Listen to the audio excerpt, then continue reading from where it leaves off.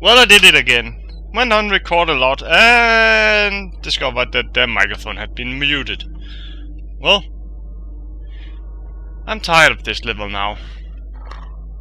And I'm gonna speed through it. So a lot more action and killing.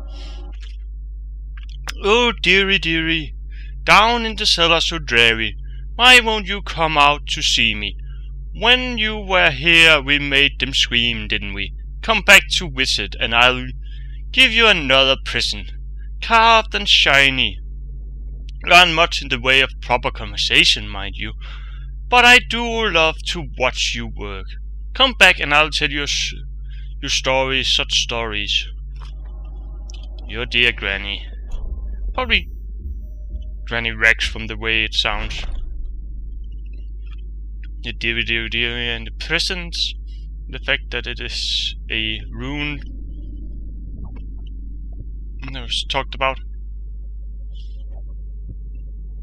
I remember there's gonna come a maid through this door here. Just a moment.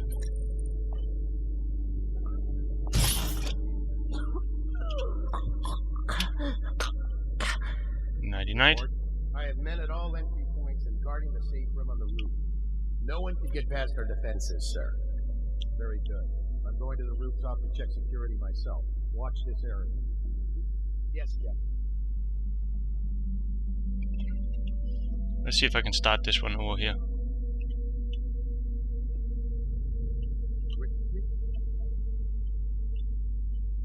And divided. Can two enemies occupy the same body? No, for the first will direct it one way, and the second another, until they stumble into a ditch. Likewise, two contrary thoughts cannot long abide in a man's mind, or he will become weak-willed and subject to any heresy. Restrict the lying tongue that is like a spark in a man's mouth.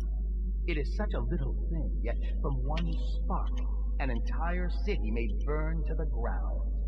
The father of a lie will suffer a punishment compounded by each person related. Restrict roving feet that love to trespass. They pay no heed to the boundary stones of other men's fields.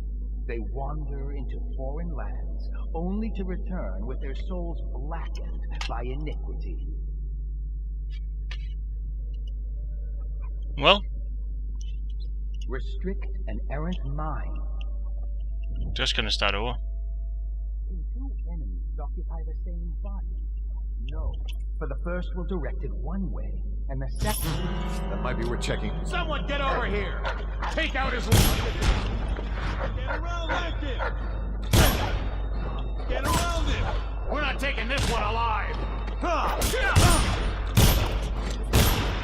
Die, idiot!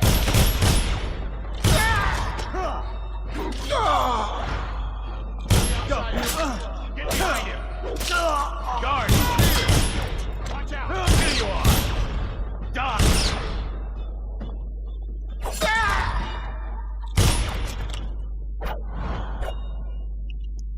Well, that took care of most of the guards. I know I'm still missing an overseer. And this book was just what he was reading out loud, so I don't need to read it. Should probably have used one of my abilities. Well, there's this letter. With an anxious heart I respond to your letter. If your suspicion is true, I have grave misgiving about those proceeding over Dunwall Tower. I have only recently resolved my disagreement with the Abbey, and it has come upon me as a surprise that some are lobbying for me to take up the mantle of High Overseer. But despite all that is going on, I hope to advise you personally in this matter. Last time you wrote, you speculated that the mute who serves as torturer within Dunwall Tower might be a follower of the Outsider. He has an odd countenance, his tongue is twisted and he cannot speak, and a wolfhound follows him about. Add to this the incomprehensible groaning and the litany of repeated whispers you hear coming from his chamber at night, and it seems certain. At first I found it hard to believe. How could one I admire so such as the Lord Regent, allow this to go unchecked within his own house? Surely he must respect the 7 strictures. But now I see the pieces arranged before me. I must tell you, it's aligned with a vision experienced by one of our sisters from the Oracula sect. Coming to me in the night, she spoke. Silence inflicts pain, and a hound's shadow follows the puppet of the outsider. Your position at the tower has been of great use to our order, and there's no shame in reporting back to me. You are an overseer first and foremost, and it is your sole duty to protect the world of men from the malevolent influence of the outsider. Tell no others of this and await my instruction. I must wonder how high up in Dunwall this corruption has spread. Martin. Well.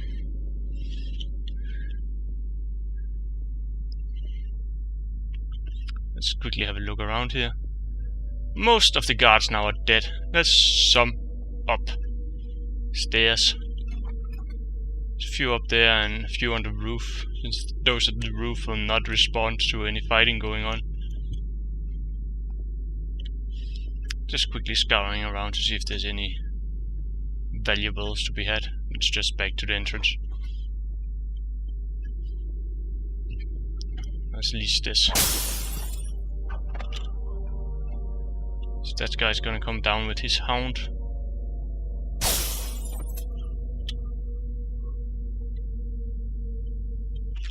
Read this one. No. Clovering Boulevard leading to the office of the High Overseer is still under tight control. The City Watch is stretched thin, but they have dedicated checkpoints in Clovering with associated patrols. Additionally, there has been talk of erecting some of the new Sokolov security system to protect the street, which is the home to several persons of note, in addition to leading to several vital businesses. The adjacent streets are another matter. Bottle Street in particular and the old Dunwall Whiskey Distillery are currently controlled by Slackjaw and his Bottom Street gang. Not much is known about Slackjaw except that he has been particularly active during the plague crisis, as part of his illegal business revolves around the distribution of anti-plague elixir. The Watch has been slow to crack down on the operation. This one. Squatting at the edge of Dunwall, the Academy of Natural Philosophy is an ancient educational institute, bustling with young students and old philosophers, alchemists, cosmologists, and vivisectionists. The best minds from across the island gathered there to study all of nature, including the human corpus and the celestial heavens and the physical universe. No one is allowed inside except esteemed members and the few students accepted each year after a long and audacious application process. Those living nearby can only puzzle at the exotic shipments seen coming from the river and passing through the back doors, or wrinkle their noses at the odd smells that emerge from the smokestacks at top. While physician Anton Sokolos is currently head of the academy. Tony is only head of a cell. Anyway, any more? The Isle of Tuvia. Northmost among the island, Tuvia is dominated by snarling mountain ranges that rise up from frozen plains. Travel between cities involves audacious treks through territory thickly infested with terrible bears and packs of hounds adapted to the climate. Despite these conditions, Tuvian art, architecture, food, and fashion are ornate and complex, marked by an intricate refinement that perhaps arose as a counterpoint to the cold, harsh land itself. While people in the lower city of Coltane shares much with their nearest neighbors in Morley, most Tuvians are breed apart, shaped by generations of life in the inhospitable cold. Austere and regional, Tuvians are proud of their customs, food, and history, and have little concern for the islands to the south. And the books to read.